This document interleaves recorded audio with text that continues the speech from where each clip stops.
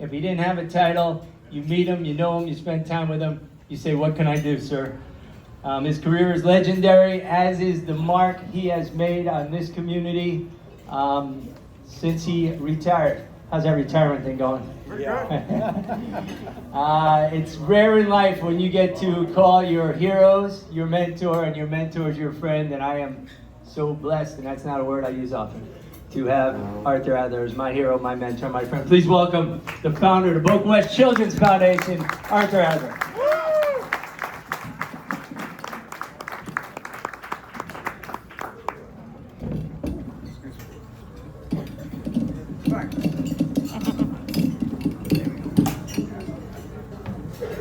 Neil and I have traveled a lot together. We're still friends. I didn't want to stand there. I didn't want to talk to you. I wanted to talk with you. I've met you all on food lines and giving out gifts and all the wonderful things, but I'll save that for the end. My beginning, and the best way for you to understand me, incredibly, is my father, who was basically a hoodlum, a gangster. He grew up in England and was had at best a grade school education, but was a brilliant person from a mathematical standpoint, which means he was a bookie, and from just being able to read people tremendously well. He came to the United States in 1926 on a ship, and at that time at Ellis Island, if you had a social disease, they put you right back on the ship and sent you away. My father was put back on the ship, which surprised, I'm sure, nobody.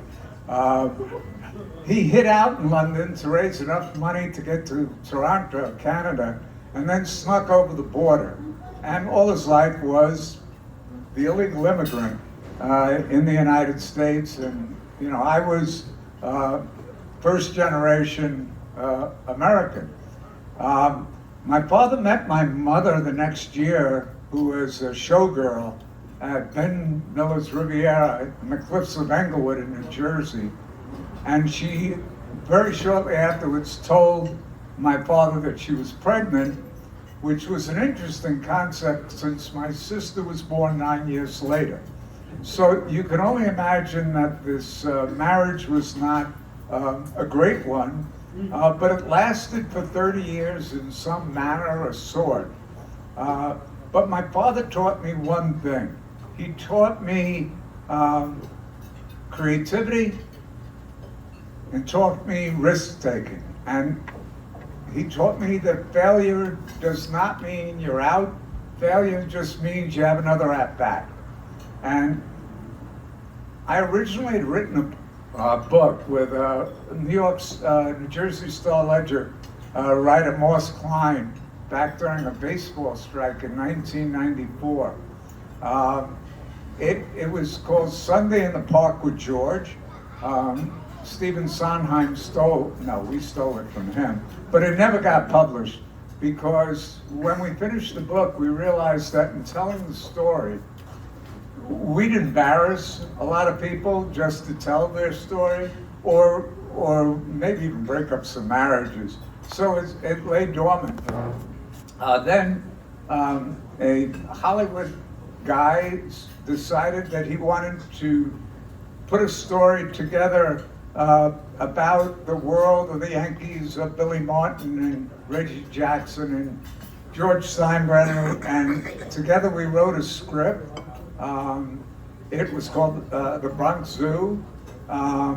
It never got anywhere, but we had a lot of fun putting it together. Most likely the truest character that would describe my journey would be Forrest Gump.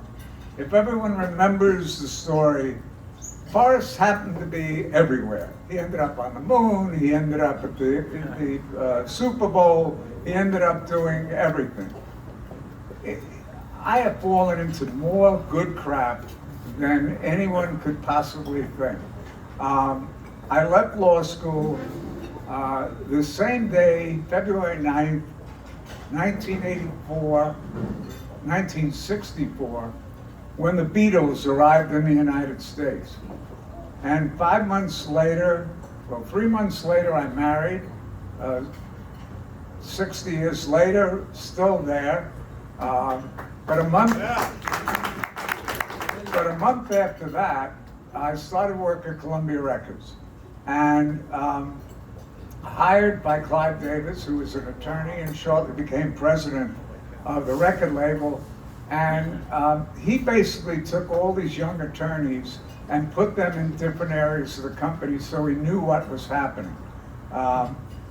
So I was given like the lowest level rung on the ladder you possibly could, and I was involved with the actual production of the records. And in the summer of '64, after the Beatles had come to fruition, if you had an English accent and you could find a microphone, you were a huge hit in the United States. And that summer, we did records for the Moody Blues, we did records for Engelbert Humperdinck, Tom Jones, the Zombies, and my incredible 3 years with the Rolling Stones, which I don't remember most of it. They were enough to, well, actually there was a group called Moby Grape that were incredibly talented, but my life was spent bailing them out of jail and getting them in recovery. And I at that time, Clive Davis was asked to leave Columbia Records, something to do with Spence account, Waldorf Astoria, bar mitzvah for his son.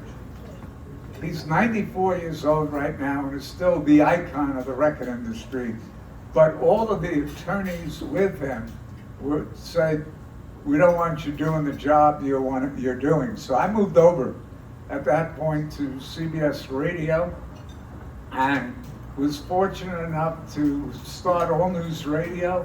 Had nothing to do with it other than being there, like being at the record company, and spent 4 years really doing a lot of fun stuff. I then got annoyed and told them that I wanted out, and I became general manager of WOR Radio in New York the month it was rated the #1 station in the United States. I had been there 20 days. I had nothing to do with it being #1. So I spent a couple of years there, started my own company, got very involved in sports, and in latter part of '76, a couple of attorneys that owned the broadcast rights to the Yankees came to my company and said, we don't know what to do with the broadcast rights, can you help? And I put the program together, and then they went out of business. So two attorneys went out of business. So I'm now with the rights, and Steinbrenner says to me, what are we going to do? Well, for the next 12 years, he and I did. Most of the time, I loved the man. I certainly learned from him. But the most important thing is that I met some of the most wonderful people. I worked daily in the broadcast with Frank Messer, professional announcer, Bill White, an ex-ball player and learning to be an announcer. And I don't even know how to describe Phil Rizzuto, but Rizzuto was a very special, special man. And that year, in '77, of course, the Yankees won their first World Championship in 14 years. And then won another one the next year in '78. In '78, I got involved with the New York Islander Hockey Club. And again, I don't know how to skate. I just was in the right place at the right time, and they won 4 straight Stanley Cup championships. So I truly believe that I've always been in the right place at the right time. My experiences with the Yankees were, I hope the people today in the billion-dollar industry are having as much fun as we had, because we had a lot of fun. One of the characters you know well is Yogi Berra, and you've heard a lot of yogiisms. Well, like Forrest Gump, I was there for many of them. I was there for when he, speaking to another coach who was coming to his house in New Jersey, trying to give him directions. He said, when you come to the fork in the road, take it. You can't make stories up like that. We're in Milwaukee. We had a day game. We were back at the hotel. And the writers, it was my first year, the writers said, why don't you come out to dinner with us? We're going to Frank's. Frank's is an incredibly special place in Milwaukee. And as I was going to my room, I ran into Yogi coming in, and I said, Yogi, the writers and coaches are going to Frank's. He says, no one goes there anymore, it's too crowded. And again, you can't make these up. Yogi's mind functioned that way. My days with Steinbrenner were bombastic. We fought all the time, but until the end, we appreciated each other. George fired everybody. The character of the apprentice that our ex-president created was based on George Steinbrenner. You're fired, you're fired. The beauty about it is no one was ever fired. It was the only way he knew how to express himself that he was unhappy with the work that was being done. So I was in my office one day and this young lady comes in crying and says, Mr. Adler, Mr. Steinbrenner just fired me. Oh, I said, you are the luckiest person in the world. No, I'm not, I'm fired. I said, you're not fired. It was Wednesday. I said, go home for the weekend, come back on Monday. And no one was fired. Billy Martin was fired 5 times as manager of the Yankees. He never left the building. He would come up to my office the next day and I said, all right, what's your new job? Oh, I'm the lead scout. I'm the assistant general manager. But George he just wanted perfection. He didn't understand baseball at all. He was a football person, but we had a lot of interesting times. In all my broadcast booths throughout the country, there was a red phone. And only one person had the phone number of the red phone. George would occasionally, hourly, tell me what I was doing wrong. One day we were at home, ended the game on a home run, and Bill White was announcing, and White was a professional announcer. He wasn't a homer, he wasn't gonna go crazy. And the phone rings and he says, you get in my office. So I bring my kids to that game and their seats I had right behind the third base dugout so I could eye them, and they knew never to leave the seats. I'd have the ushers bring them food and whatever. So I go into the office with George and we are just screaming at each other. I said, George, this is what you gave me to work with. Give me a 4th announcer, I'll train him. He's saying, you know, it was a lot of language. And then I just realized that the game's been over for a half hour. My kids are still sitting down, the lights are out in the stadium. And I said, George, I jump up and I said, I gotta get out of here. And I leave, and he's trailing me, screaming, cursing me out. We get to the elevator and the doors open up. And there is Pat Kelly, our head of security, and he's got my 10-year-old in one hand and my 8-year-old in the other. And George looks at the kids, put his arm around me and said, do you know I couldn't run this team? Do you know how unbelievable? I mean, that was George. And we had some incredible times. I want to tell you one other story. Back to the record days. In 1967, Columbia was the #1 record company anywhere. They had Streisand and Andy Williams and Stephen Eady, Bernstein, just every name act. But we had no rock acts. RCA had the Monkees and Capitol had the Beatles. And Clive said, we need to get our act together. And four of the execs, I being the youngest, was dragged out to the Monterey Pop Festival. And we're wearing three-piece suits in the summer of love. And we quickly went to Walmart and got in some jeans and shirts. And then we went and heard one artist that the four of us literally were paralyzed. With every great entertainer out there, this young lady tore the tens of thousands of people that were there, tore them to shreds, and crawled off the stage having given every last drop of her energy, and it was Janis Joplin.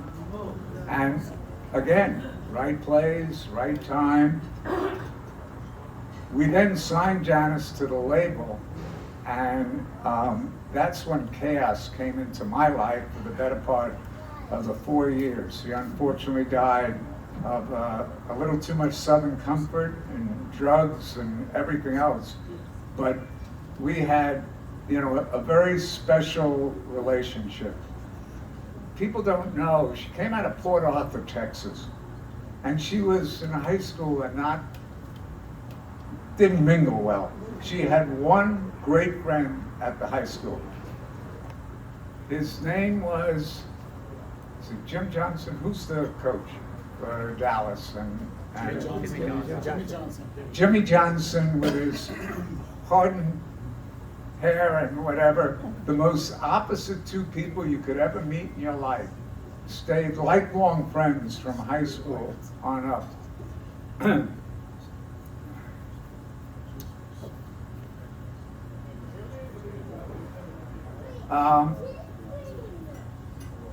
Billy Martin was an intriguing guy. Billy was, he was the nicest man in the world until you put a glass of booze in front of him. And then he became this Dr. Hyde. He could not handle the stuff. Billy was manager of the Detroit Tigers prior to coming over to the Yankees, and he had a fabulous player on his team, the center fielder, Ron LaFleur. Ron came out of penitentiary to star for some years with the Detroit Tigers. And they decided to do a movie about his life, the Ron LaFleur story. And Billy was a major part of that. And they asked, could Billy come and just do a morning shoot as part of the film? And I knew that was going to be a really bad idea. We had a game at 8 o'clock that night, and he had to be back at 5. Well, 5 o'clock, there's no Billy. 6 o'clock, 7 o'clock, and now Gene Michael and Art Fowler, his right-hand guy, said, with no cell phones then, he ain't making this game. So we had to fake it that Billy was there because we were on network television. So we had, Billy had a mustache, he always wore sunglasses, so we found this ground crew guy that was about his height, whatever, put the sunglasses on him, put the hat down, and sat him in the end of the bench. And I was in my broadcast booth, and I get the red phone rings, and he says, why aren't they showing Billy? Why did Fowler go out to make the pitching change? I said, he wants to give Fowler some more experience and whatever. And George never realized that Billy he did come in sometime during the game, drunk as hell, was sound asleep in the trainer's room, but we kept it from Steinbrenner for the whole time. There are a lot more stories and one day, but I did want to close with the last 14 years of my life. With all these other things, the last 14 years have been the best 14 years. And it's because of many of the people in this room. You taught me compassion. You taught me what the needs were, which I had lived here for 20 plus years and had no idea. And you taught me that we could make a difference. So when the Boca West family said, we'd like to give back, we realized that kids at risk in Palm Beach County and Broward were our direction. I'm proud of a bunch of things. I'm proud that come May, we'll get to the $20 million mark that we were giving out. I'm proud of how many kids we've helped. But I also know, as you do every day, that for all the kids that come out positive at this end of the tunnel, there are thousands of kids coming in the other end of the tunnel. It hasn't gotten better. But that doesn't make us feel that we haven't done our job. It just means we haven't done it well enough and hard enough. So I thank you. I thank you for being part of my journey, especially the last 14 years. And I hope we get to do a lot of things together in the future.